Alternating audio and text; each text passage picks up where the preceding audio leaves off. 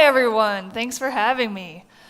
So my name is Vancil, and the title of this talk was actually originally Building Peer-to-Peer Apps with the Beaker browser. But I decided I wanted to take a more broad perspective about the peer-to-peer web and the web as a whole, and to take some time to reflect on the subject. So we'll still hear a little bit about building peer-to-peer apps in the middle, but we're going to take a much more broader perspective. So like I said, my name is Vancil, and I'm from Texas. And I'm a web developer, and I know that can mean a lot of different things, but for me, that means I like building stuff, and I've chosen the web as my tool set.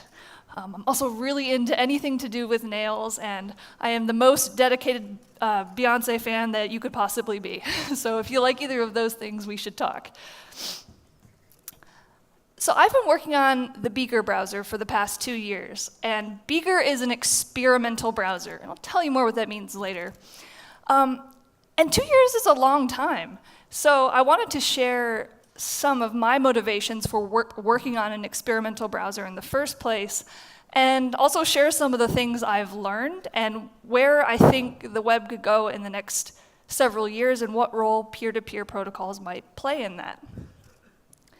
Now, some of you in the audience might be making this face as you try to figure out what I mean by the peer-to-peer web and what I'm talking about with this Beaker browser thing. And I promise I will clear it up. And the way I'm going to do that is I'm going to break it down into 3 parts. First, we're going to talk about what even is the peer-to-peer web. And then we'll discuss why in the world would anybody build a new browser, and what's coming next in this space of peer-to-peer protocols and the web. So what's the peer-to-peer web? It's kind of a funny phrase, isn't it? Well, I think to answer that question, you actually have to ask yourself, what is the web?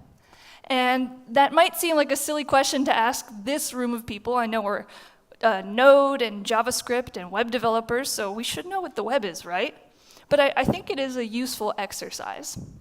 So if you were to take a step back and look at all of the standards and the various technologies and browser APIs that compose the web, you might say that the web is a standardized set of tools for transmitting and interacting with documents. Or you might say that it's standards and technologies for using hypertext. Or you might say that it's a bizarre miracle of human cooperation. And you would be totally right.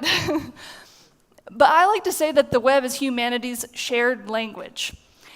And I put it this way because it really is when you think about it, right? It's a language that the whole world can use to build stuff and to share stuff. And I think that's pretty miraculous. If you think about it, no matter what country you're in, what language you speak, and which browser you prefer to use, in theory, when you visit a web page and open it up, it should work the same in every browser.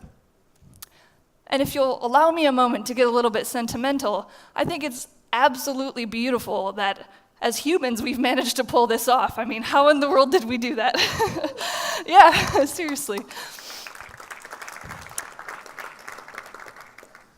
So we've talked about what the web is, right, in a sort of theoretical sense, but I think it's also helpful to talk about what the web is in a technical sense, right? It's a set of tools for working with hypertext and transmitting hypertext, and when someone visits a website, this is very roughly what it looks like.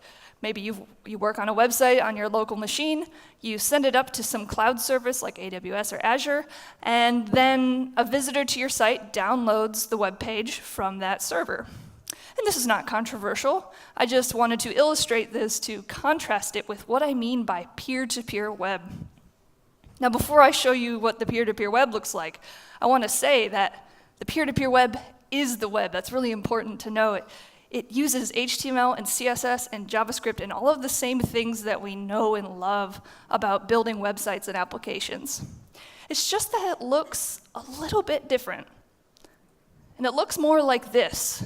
So on the peer-to-peer web, as you might be able to gather from the name peer-to-peer, participants on the network can connect directly to one another in order to share web pages and other kinds of files.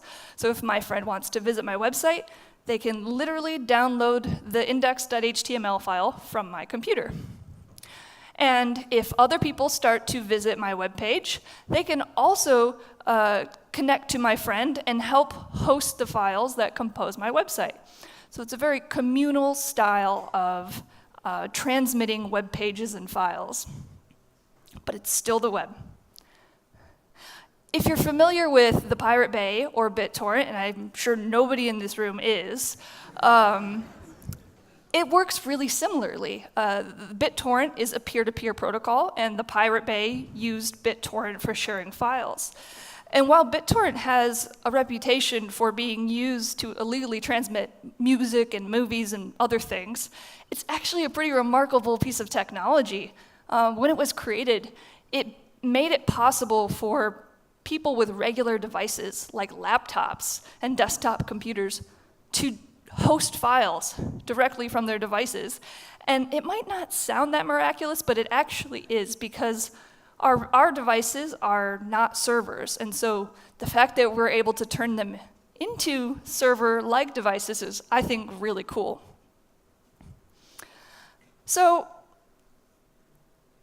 this question came up a couple years ago. Peer-to-peer protocols kind of had a lull after the Pirate Bay was faced a lot of legal trouble, and there weren't a ton of legitimate use cases outside of the corporate world. A lot of corporations use peer-to-peer protocols internally to reduce costs and for other reasons, but there weren't many consumer use cases for peer-to-peer protocols. And so a couple of years ago, a gentleman named Paul Frazee, who I work with, he asked himself, and he said, well, what would happen if we put a peer-to-peer protocol in the browser and made it work similar to HTTP? And that question has been the driving force for motivating us to build a brand new browser. And it might still seem kind of ambitious to create a new browser, but we decided to do it anyway because we figured Chrome and Microsoft Edge and Firefox were pretty busy with their own efforts, and we wanted to answer this question. And so that's what we've been doing. I work with Paul Frazee and Matthias Boos, who you might know as Macintosh on the internet, and we build Beaker. And like I said, it's an experimental browser. Now, by experimental, what I mean is that we're actually breaking web standards. But we're doing it because we love the web, I promise. We love the web, but we also think that the web is imperfect, and that's okay. But we wanted to see if we could fix some of the imperfections of the web by putting a peer-to-peer protocol in the browser. And I'd like to remind you that the web is only 28 years old. The very first web browser was built by Tim Berners-Lee in 1990. It was called worldwideweb.app. And so I think we should expect that the web has some problems if it's only 28 years old. I'm 26, and I definitely have some problems. So the web is imperfect, and we here are people that have the opportunity to give our feedback to browsers. We can give our feedback to the standards bodies like the W3C that help shape how the web is going to work. So I think it's really, really important for us, specifically us in this room, to ask ourselves, how are we going to shape the web for the next 30 years? What kind of values and capabilities do we care about, and how can we make sure that the technology of the web upholds those? And I've been asking myself this question since I've been working on Beaker. And one of the conclusions I've come to about the web is that it's actually kind of hard to publish on the web. And I like to put it this way: servers suck. And I mean that in the nicest way possible, because I know a lot of people here are probably really good at working with servers. And I think there will actually always be a place for servers in this world. But I think I feel this way because I started building and deploying things on the web in a sort of strange period when tools like GeoCities had already been shut down, but Glitch, Now, and Netlify didn't exist yet. So even though I was learning how to build web pages and applications, and I was really proud of myself, I still had to figure out how to deploy them. And that meant figuring out how to run servers. And that honestly was pretty overwhelming at the time. That's a lot of stuff to learn at once. And what I really wanted was a way to do what GeoCities enabled in the very early days of the web, which was a way to one-click deploy my websites and my projects, and maybe even a way to edit those projects in the browser. I think people definitely like GeoCities. It had like 39 million websites on it, if I remember correctly. So it was popular and people found it useful. And I think the fact that Glitch and NeoCities exist now and are providing a really similar functionality as GeoCities is a testament to the fact that publishing is a problem on the web. People are seeking out new solutions, new ways to help them publish their content because the prospect of setting up a server is just so out of reach for most people. And I think that publishing is core to the web's ethos and what the web is about. The web is supposed to be a place where people can participate and share and build stuff. So shouldn't we care about making it easier for people to do exactly that? And I think we should be asking, how do we equalize the access to publishing for the long term, not just for the next 5 years while NeoCities and Glitch have funding? How might we actually build publishing into the web platform itself? So again, the web isn't perfect, but we can shape it. And how do we want to shape it for the next 30 years? And I would like to show you my vision of how we might shape the web by just showing you Beaker and what we've been working on for the past couple of years. Okay. There we go. So this is Beaker. It's a browser, as you may have gathered by now. And when you look at it, it should look and feel pretty much like what you would expect a browser to look like. You have a new tab page. You can open regular HTTP websites. This is my website. Links and images work just like you would expect them to. CSS works just like you would expect it to. And here is the Beaker website. And what you'll notice is that, well, it's a little small, but up here in the URL bar, instead of being an HTTPS URL, that says DAT, D-A-T. And that's the peer-to-peer protocol that we use in Beaker. So what that means is that this website's files are actually being shared and transmitted over the peer-to-peer protocol. And we could actually open up these files, and we can look at them. So this is Beaker's view source tool. And I like to say that it's sort of a supercharged view source because instead of looking at one file at a time, you can look at all of the files for a project at a given moment. Well, that's a minified CSS file, so that's not very interesting. But the point is, the files are all here, and you can look at them. Oh, and I wanted to mention, this is the DAT project. They house and support the development of the peer-to-peer protocol that we use. It's a nonprofit that is exploring how to make tools for data sharing in science and on the web more sustainable. So they're really great people. If you ever get a chance to meet them, you should. They're really wonderful. Okay, so I showed you some peer-to-peer websites, but that's not terribly exciting. I told you that I really care about making publishing on the web easier. And we've done some work on that front in Beaker. Let me show you. So we have this nifty button in Beaker. It says Create New. And we've got a few options here. We can create an empty project, or we can import an existing project, or we can use a template. I'm going to use a template for the sake of time. When I click this button, Beaker is actually going to create a brand new website for me. It's going to happen very fast. So that's the view source. Here's the website. It's a very simple template. It doesn't do much except change the background color. But it's a website. I could share the URL with any of you, and if you open it up in Beaker, you would download the website directly from my device. So deploying a website becomes as simple as clicking a button. There's no server involved here at all.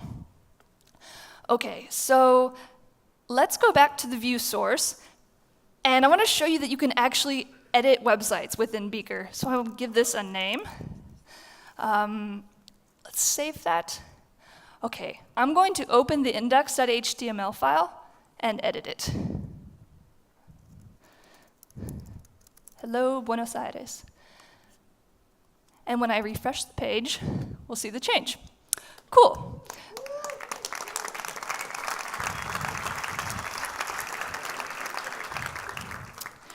Okay, so we also implemented live reloading in Beaker just because, that's one of my least favorite things to set up when I'm building a new web project, so we thought, let's just build it in. Okay, so I'm gonna turn on live reloading, and our built-in editor is cool, it's convenient, but we're developers and we prefer, VS Code or Sublime or Atom. And so we made it possible that you can edit your websites in your preferred editor. So let's go ahead and try that. I'm gonna open this index.html in Sublime. And I'm going to change this. And let's open this actually. When I hit save, it will update automatically. I didn't even have to refresh. So that's just a fun little trick. That's cool and all, right? But what about actually building applications? What would it look like to do more than just create simple static websites this way? Well, this is a file on my device. It's a file on my file system. So what if the browser could provide APIs to give access to this file system? That would be pretty cool, right? Well, that's exactly what we did. And I'm going to show you by example how this works because I think it's easiest to understand. So first, we're going to get a copy of this website, an object that represents this website, and we have this DAT archive API that allows you to do so. And this is just an object that has some methods on it that we can now work with. So we can do something like, we can read the index.html file, and we'll see in the console here, we've got the index.html file. So you can read any file just like you would if you were using the Node.fs toolset, but you can also write a file. So I'm going to completely overwrite this index.html file.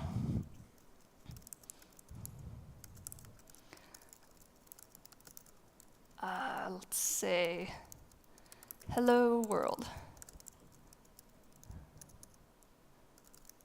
Oh. Okay. There we are. So that's a very contrived example, but this, just like we use the FS toolset in Node.js to store data and make databases, you can do the same thing here directly in the browser. And I want to quickly show you an example of a real-life application that we've built and that people use. This is called Fritter. It is, as you might guess, based off of Twitter. And this is my test account. I'm not actually Beyonce. This doesn't look all that exciting, but it's actually very cool because of how the application is structured. So this is the application. But my profile, my data, is entirely separate from the application layer. So this is actually my profile. It's just a website that has some files in it that represent my profile. So my name, my bio, just some general metadata about me and who I follow. And then my posts are represented as JSON files in the post folder.